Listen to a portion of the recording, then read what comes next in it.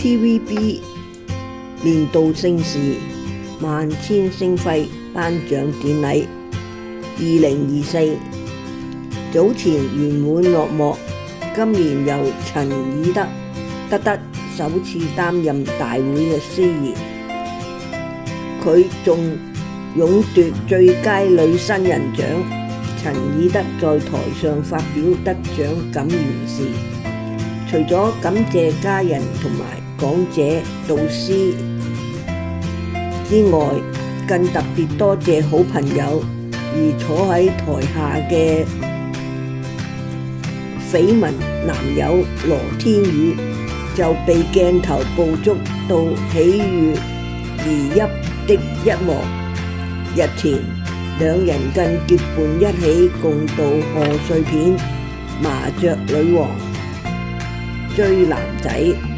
首映禮，令到兩人嘅戀情浮面。陳以德與羅天宇早在去年已傳出緋聞，有指兩人因相約打波而加深咗認識。去年12月有報道，羅天宇出席活動，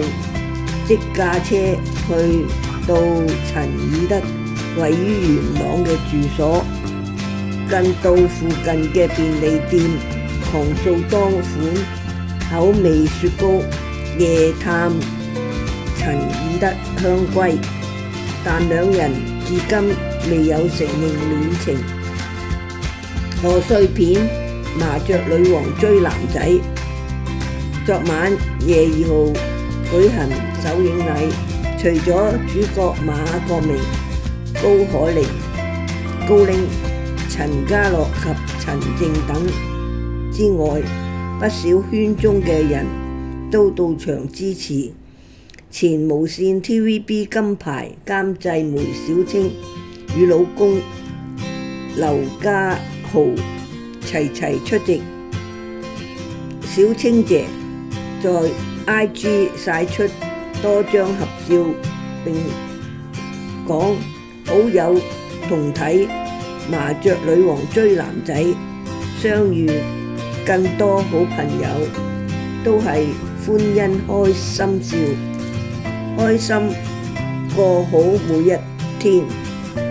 相中所見，陳以德就站喺樂易玲小姐嘅身邊，